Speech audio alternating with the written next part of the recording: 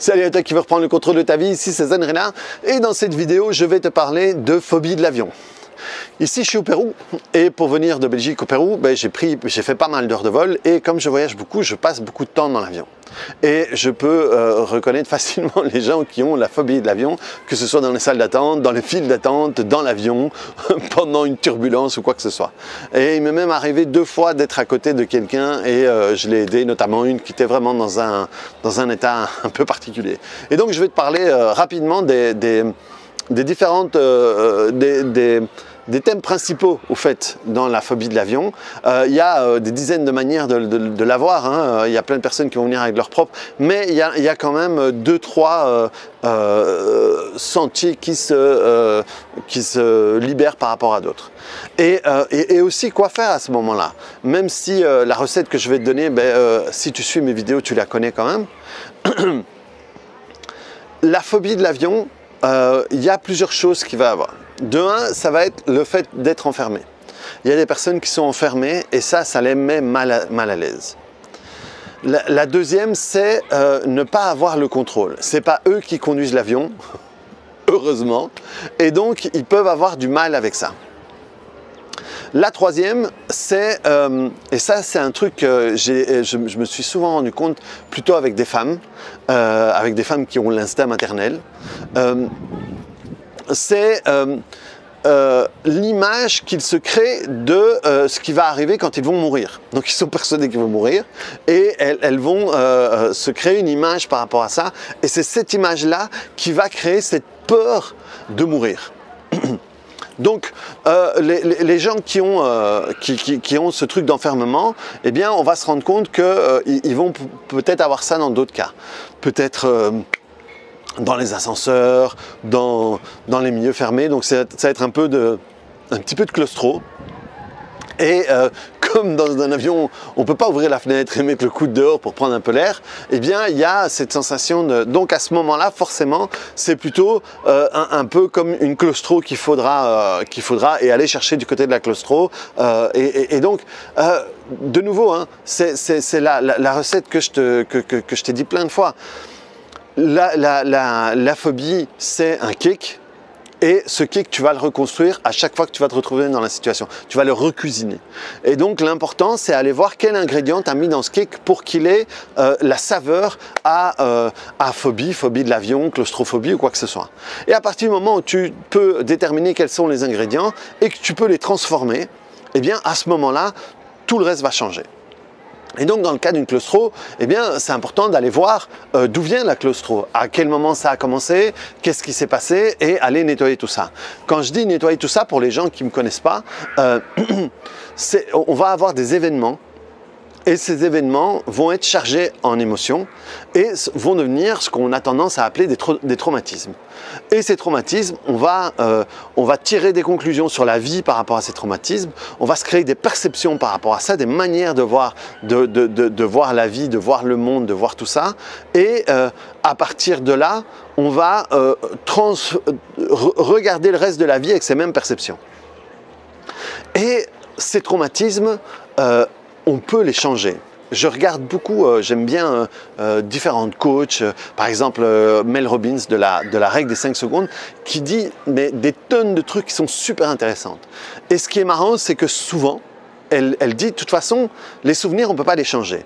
Les déclencheurs, on ne peut pas les changer. Donc, il faut trouver une autre manière de travailler. Et donc, elle a trouvé des subterfuges, elle, pour ne plus avoir peur de l'avion. Néanmoins, tout ce qui lui a fait avoir peur de l'avion au départ, eh bien, c'est toujours dans le même truc. Et donc, il peut, si elle ne fait pas ces différents exercices, eh bien, ça risque de remonter. Et ça, c'est dommage, parce que c'est ça que nous, on a par rapport à des coachs qui vont utiliser que des trucs de coaching de base, c'est que les souvenirs, on peut les transformer. Si vous croyez on ne peut pas changer les souvenirs, je vous invite à aller voir mes autres vidéos et vous allez comprendre comment. Mais donc, à partir du moment où on peut retourner dans le traumatisme, travailler sur les émotions connectées dans ce traumatisme, transformer les images vers quelque chose qui sera plus écologique pour votre inconscient, eh bien, le fait de changer ces ingrédients, le cake, il va de lui-même changer de saveur. Et donc, s'il y a une phobie de l'avion qui est déterminée par une claustro, eh bien, à ce moment-là, le problème n'est pas la phobie de l'avion, le problème est la claustro. Et aller chercher au niveau de la claustro, nettoyer la claustro, et une fois que c'est fait, eh bien, la personne va se rendre compte qu'elle peut prendre l'avion, le train ou n'importe quoi sans avoir de peur. La deuxième, c'est un problème de contrôle.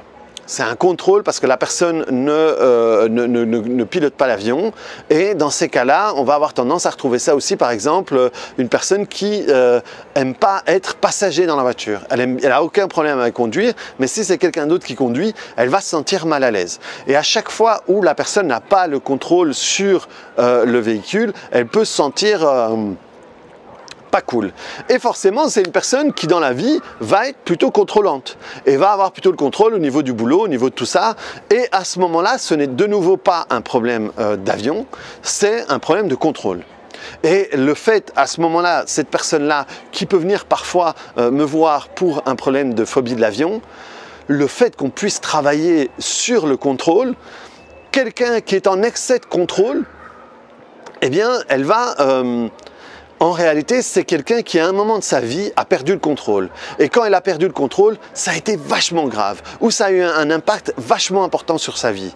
Et comme elle chie dans son froc de peur que ça recommence, eh bien, elle va tout le temps être dans le contrôle pour être sûre qu'elle ne va plus jamais reperdre le contrôle comme à ce moment-là.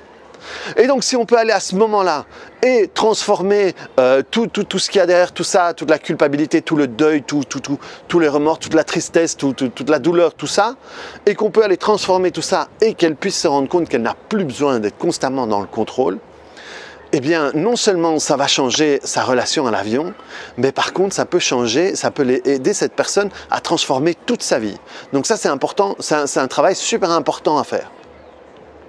Le troisième cas, c'est où je vous disais, c'est un truc que j'ai vu mais régulièrement et souvent chez les femmes, c'est elle rentre dans l'avion ou quand elle pense à l'avion, elle pense à l'accident et elle imagine par exemple, régulièrement j'ai des femmes qui imaginent leurs enfants en train de pleurer parce qu'ils apprennent que l'avion s'est écrasé ou comment est-ce qu'on dit ils sont laissés à eux-mêmes, ils ne savent pas s'en sortir, qu'est-ce qu'ils vont faire, qu'est-ce qui va arriver d'eux, qu'est-ce qui va arriver avec eux parce que maman n'est plus là pour faire X ou Y. Et donc, à ce moment-là, de nouveau, cet événement avec leur enfant n'est jamais arrivé. C'est jamais arrivé, ils ne sont jamais morts, leurs enfants ne sont jamais devenus orphelins, ils n'ont jamais dû arrêter leurs études et commencer à travailler pour pouvoir se payer à manger, vivre dans un appartement miteux avec des rats, peut-être tomber sur des gens qui vont leur faire du mal. Tout ça, c'est jamais arrivé. Mais par contre, pour la personne, c'est super clair.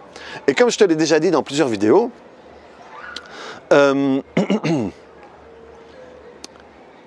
pour ton inconscient, il s'en fout si c'est vrai ou si c'est faux. À partir du moment où c'est passé sur son Netflix interne, donc sur son écran interne, pour lui c'est vrai. C'est pour ça que les affirmations marchent, même sur des choses que tu n'as jamais fait, parce qu'à partir du moment où c'est passé sur son écran, pour lui c'est vrai, c'est arrivé. Et donc ce qu'il faut faire dans ces moments-là, c'est travailler cet événement-là. C'est travailler l'événement qu'ils ont imaginé. Ok, et c'est ce que j'ai fait, vas-y, va au moment où tu vois tes enfants, machin, et on commence à travailler, on commence à transformer, et à un moment, non seulement les enfants ne sont plus là où elles étaient, mais surtout, elle n'est plus morte. Parce qu'au moment où je l'ai vue, elle n'est jamais morte. Et donc, le fait de pacifier cette image-là et qu'elle ne s'imagine plus ça, tout d'un coup, l'avion n'est plus dangereux parce que l'avion n'est plus synonyme de sa mort et qui va transformer à jamais la vie de ses enfants, quoi. Donc, ça, c'est vraiment les trois courants les plus fréquents que j'ai eu à travailler dans les phobies de l'avion. Il n'y a pas que ça, hein, il peut y avoir d'autres choses. Et ces gens, qu'est-ce qu'ils font, ces personnes-là, qu'est-ce qu'elles font régulièrement? Je l'ai encore vu dans un post de quelqu'un, dans un groupe d'entrepreneurs, où il y a quelqu'un qui disait, j'imagine que comme moi, vous prenez beaucoup l'avion. Qu'est-ce que vous faites si vous avez peur de l'avion? Moi, personnellement, je bois. Et on sait souvent, il y a souvent eu des problèmes dans les avions, parce que les gens boivent. Et apparemment, avec l'altitude, la manière dont ton corps réagit par rapport à l'alcool est différent. Et c'est dans ces moments-là que les gens qui ont l'habitude de pouvoir tenir 2-3 whisky, prennent 2-3 whisky et partent complètement en vrille et font des problèmes dans l'avion, quoi. Et donc, ce sont des gens qui vont prendre de l'alcool, qui vont prendre des anxiolytiques, qui vont prendre des médocs ou qui simplement ne vont pas voyager en avion, etc. Alors que, honnêtement, c'est pas quelque chose qui prend énormément de temps. C'est difficile, par exemple, dans les cas de la claustro ou dans les cas de l'hypercontrôle, forcément, tu ne sais pas combien de temps ça va te prendre tout ça. Mais honnêtement, voilà, je peux facilement dire que pour une grosse majorité, 1 à 2 séances, normalement, c'est suffisant, quoi. Et c'est dommage parce qu'il y a plein de gens qui se privent de voyager, qui se privent de profiter, qui se privent de tout ça à cause de peurs qui sont pas si graves que ça, enfin à traiter, je veux dire. Par contre, à vivre, les gens, c'est pas de la blague, quoi. Et honnêtement, ça sert à rien de, quand il y a une personne qui a peur de l'avion, lui dire, tu sais, l'avion, c'est le moyen de transport le plus sûr, tu devrais pas avoir peur. Non, parce que tout leur problème, toute la peur est complètement inconsciente. Et si elle est inconsciente, elle n'est pas raisonnable. Et si elle n'est pas raisonnable, elle n'est pas raisonnée. Donc ça sert à rien d'essayer d'utiliser la raison pour ça. Il faut vraiment aller travailler sur les ingrédients du cake pour pouvoir avoir un cake d'une saveur différente. Donc voilà, j'espère que ça t'éclaire sur la phobie de l'avion. Si ça te plaît ce genre de vidéo, je peux te faire des vidéos plus sur des thématiques comme ça, un peu plus particulières sur les tenants et les aboutissants. N'hésite pas à cliquer sur le bouton j'aime, à mettre des commentaires. Est-ce que toi tu as déjà eu? Est-ce que tu as déjà travaillé? Est-ce que tu as déjà tenté de travailler mais ça n'a pas marché? Est-ce que tu as des questions? Et voilà, ici je te parle de la phobie de l'avion, mais ça peut être la phobie de la voiture, ça peut être la phobie de l'eau, ça peut être n'importe quoi. Donc tout ce que tu vas créer, tu peux le travailler. Et si tu peux le travailler, tu peux t'en défaire et récupérer le contrôle de ta vie. Donc voilà, clique sur le bouton j'aime, on se voit sur d'autres vidéos. À bientôt, ciao! J'oubliais, ne pars pas tout de suite, ne pars pas tout de suite. Si ça t'intéresse, j'avais complètement oublié, j'oublie même de faire ma pub, bordel. Si ça t'intéresse tout ça, je ne sais pas à quel moment je vais poster cette vidéo, mais peut-être qu'en dessous, tu auras déjà les dates. Ou sinon, va voir sur mon site zenrila.be et tu pourras avoir les formations où j'apprends à travailler sur tout ça.